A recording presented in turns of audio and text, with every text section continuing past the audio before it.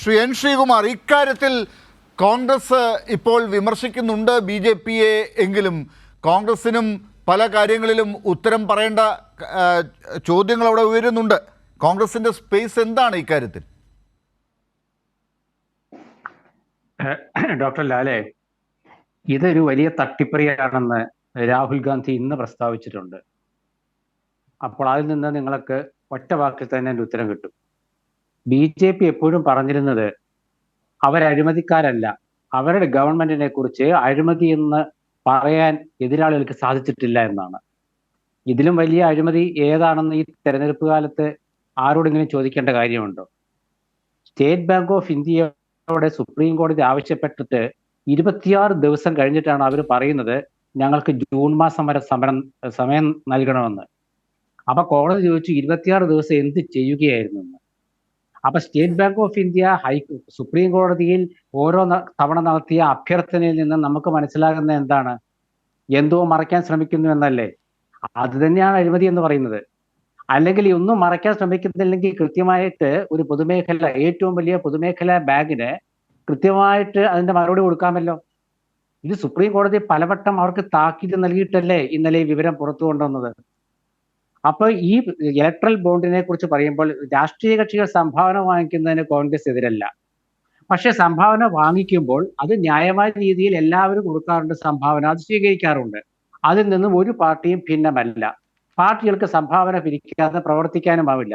ഭരണത്തിലിരിക്കുന്നവർക്ക് കൂടുതൽ സംഭാവന ലഭിക്കും. അത് കോൺഗ്രസിനും കിട്ടും, CPM-നും കിട്ടും, BJP-ക്കും കിട്ടും. പക്ഷേ ജനങ്ങളെ തെറ്റിദ്ധരിപ്പിക്കുന്ന രീതിയിൽ ഇലക്ട്രൽ ബോണ്ട് എന്ന് പറഞ്ഞ് കൊണ്ടുവന്ന് അതിന്റെ ഏതാണ്ട് വലിയൊരു ശതമാനം BJP-ക്ക് ലഭിക്കുകയാണ്. അപ്പൊ അങ്ങനെ BJP-ക്ക് ലഭിക്കുമ്പോൾ ഈ കൊടുത്ത കമ്പനികളുടെ ഒക്കെ പേര് ഇനി പുറത്തു വരികയാണ്. എനിക്ക് കൃത്യമായിട്ട് വിവരം ഇല്ലാത്തതുകൊണ്ടാണ് ഞാൻ ആ കാര്യം പറയാതിരിക്കുന്നത്. എന്തായാലും അടുത്ത് തന്നെ ആ വിവരങ്ങളെല്ലാം പുറത്തു വരും, കൃത്യമായിട്ട് തന്നെ പുറത്തു വരും. കാരണം കോടതിയിൽ ഇത് സമർപ്പിച്ചാൽ അതെന്തായാലും ജനങ്ങൾക്കുള്ളതാണല്ലോ, പബ്ലിക്കിനുള്ളതാണല്ലോ ആ വിവരങ്ങളെല്ലാം. അപ്പൊ അതുകൊണ്ട് നമുക്ക് അതിൽ നിന്ന് വ്യക്തമാക്കാം. പിന്നെ ഇവിടെ പൊളിഞ്ഞു പോകുന്ന എന്താണ്? BJP അഴിമതിരഹിത സർക്കാരാണെന്നുള്ള അവരുടെ മുഖമാണ് പൊളിഞ്ഞു പോകുന്നത്. അങ്ങനെ പൊളിഞ്ഞു പോകുമ്പോൾ ചോദിക്കുന്ന ഒരു ചോദ്യമുണ്ട്. ഇപ്പോൾ അവര് അദാനിയെ ഒരുപാട് സഹായിച്ചു. ഈ അദാനിക്കെതിരായ പോരാട്ടം രാഹുൽ ഗാന്ധി നടത്തിയതുകൊണ്ടാണല്ലോ അദ്ദേഹത്തെ ലോക്സഭയിൽ നിന്ന് പുറത്താക്കിയത്. ഓർമ്മ വേണം, അദാനിക്കെതിരെ രാഹുൽ ഗാന്ധി നിരന്തരം ശബ്ദിച്ചു എന്നതാണ് അദ്ദേഹത്തിനെ പുറത്താക്കാൻ വേണ്ടി ഒരു തൊടിന്യായങ്ങൾ കൊണ്ടുവന്ന് കേസുണ്ടാക്കിയൊക്കെ ചെയ്തത്. അപ്പൊ അത് അക്കാലത്ത് കോൺഗ്രസ് പല വേദികളിൽ പറഞ്ഞപ്പോൾ BJP പറഞ്ഞ എന്താണ്? ഞങ്ങളുടെ കൈകൾ ശുദ്ധമാണ്. ഇപ്പോൾ ഈ വിവരം വരുമ്പോൾ BJP എന്ന ഭരണകക്ഷി ഇക്കാര്യത്തിൽ എന്ത് മറുപടിയാണ് പറയുന്നത്? കാരണം ഇവർക്ക് കിട്ടിയ സംഭാവനകളെല്ലാം ഇവർക്ക് നാളെ കോടതിയിലല്ലേ സ്റ്റേറ്റ് ബാങ്ക് ഓഫ് ഇന്ത്യ കൊണ്ടുവരുന്നത്, അല്ലാണ്ട് ഈ വിവരങ്ങളൊക്കെ ഇപ്പോൾ പുറത്തേക്ക് വന്നിട്ടുള്ളത് കോൺഗ്രസിന്റെ ഇടപെടൽ കൊണ്ടല്ല. മുഖ്യമായും നിങ്ങൾ രാഹുൽ ഗാന്ധിയൊക്കെ BJP-യോട് ഏറ്റുമുട്ടിക്കൊണ്ടിരിക്കുന്നു എന്നൊക്കെ പറയുമ്പോഴും, അഴിമതിയുടെ കാര്യത്തിൽ BJP-യെ തുറന്നു കാട്ടാൻ ശ്രമിക്കുന്നു എന്ന് പറയുമ്പോഴും CPIM-ന്റെ ഇനിഷ്യേറ്റീവാണ്. CPIM കോടതിയിൽ പോയിട്ടാണ് ഈ കാര്യങ്ങൾ. CPIM-നെയും ഇതുപോലെ പണം വാങ്ങുന്ന ഒരു പാർട്ടിയായി കാണാൻ സാധിക്കില്ല. അവർ ഈ ബോണ്ട് വാങ്ങുന്ന പരിപാടിയെ എതിർക്കുകയും അതിൽ ഉൾപ്പെടാത്തൊരു പാർട്ടിയാണ്. അവർ കോടതിയിൽ പോയിട്ടാണ് ഈ കാര്യങ്ങൾ ഇപ്പോൾ പുറത്തേക്ക് വരുന്നത് എന്നത് ഒരു പ്രധാനപ്പെട്ട കാര്യം. അവിടെ ഉയരുന്ന ഒരു പ്രധാനപ്പെട്ട വിമർശനത്തിൽ കോൺഗ്രസ്സിന് കൂടി ഉത്തരം പറയേണ്ടി വരുന്നു എന്നുള്ളത് വലിയ കഷ്ടമാണ് ഈ കാലഘട്ടത്തിൽ. ഈ പുൽവാമ കേസിൽ BJP ആ പ്രശ്നമുണ്ടായതിന് ശേഷം പാക് കമ്പനിയിൽ നിന്ന് ബോണ്ടുകൾ വാങ്ങിയത് BJP മാത്രമല്ല കോൺഗ്രസും കൂടിയാണെന്ന ചോദ്യവും ഉയരുന്നുണ്ട്. അല്ല, ഞാൻ പറഞ്ഞില്ല ആ കാര്യത്തെക്കുറിച്ച്. അത് പുറത്തു വരട്ടെന്നേ. കോൺഗ്രസ് വാങ്ങിച്ച ഫണ്ടിനെ കുറിച്ച് കോൺഗ്രസിന് വിവരമുണ്ടല്ലോ. അതുകൊണ്ടാണല്ലോ രാഹുൽ ഗാന്ധി ഇന്ന് പറഞ്ഞത് ഇതൊരു തട്ടിപ്പറിയാണെന്ന്. പറഞ്ഞത് രാഹുൽ ഗാന്ധിയാണെന്ന് ആലോചിക്കണം. അതുകൊണ്ട് നിങ്ങൾ ആ തൽക്കാലം അതിൽ വിശ്വസിക്കുക. പിന്നെ എല്ലാവരും പറഞ്ഞു CPM ഇതിൽ കോടതി പോയിട്ട് ശരിയാണ്. പക്ഷെ കോൺഗ്രസിന്റെ UP-യിലെ നേതാവ് ജയ ഠാക്കൂറും ഇതേ വിഷയത്തിൽ കോടതി പോയ ആളാണ്. അത് പുറത്തു വന്നില്ല. CPM അത് പ്രചരിപ്പിച്ചു, ഞങ്ങളാ പോയതെന്ന്. ഇവിടെ മുസ്തഫയെ പറഞ്ഞു CPM പോയെന്ന്. ജയ ഠാക്കൂർ പോയിട്ടുണ്ട്. അല്ല, CPM ആണ് പോയത്. ജയ ഠാക്കൂർ ആണ് അപ്പുറത്ത് പോയി എന്ന് താങ്കൾ പറയുന്നത്, കോൺഗ്രസ് അല്ല. ജയ ഠാക്കൂർ കോൺഗ്രസ് നേതാവാണ് UP-യിലെ.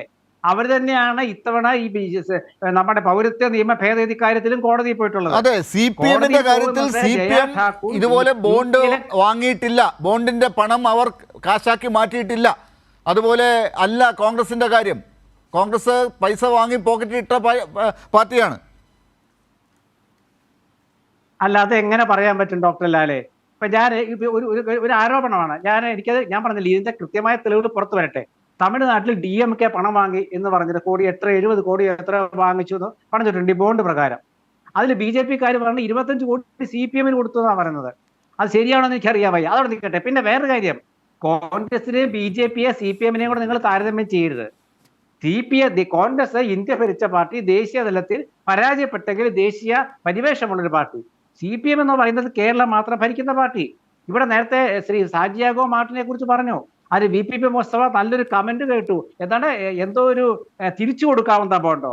തിരിച്ചു കൊടുക്കാവുന്ന ബോണ്ടൊന്നും അല്ല. അത് EP ജയരാജൻ പത്രത്തിൽ കഷ്ടത്തിലായപ്പോൾ 2 കോടി രൂപ വാങ്ങിച്ചു എന്ന് അദ്ദേഹം സമ്മതിച്ചതാണ്. അക്കാലത്ത് പാർട്ടി പത്രത്തിന്റെ ജനറൽ മാനേജറായ വേണുഗോപാൽ എന്നാണ് തോന്നുന്നു. അദ്ദേഹത്തിന്റെ കാര്യങ്ങളൊക്കെ നമുക്ക് അറിയുന്ന കാര്യമാണ്. പിന്നെ അദ്ദേഹം പത്രത്തിൽ പോയെന്ന് തോന്നുന്നു. ആ 2 കോടി രൂപ CPM തിരിച്ചു കൊടുത്തു.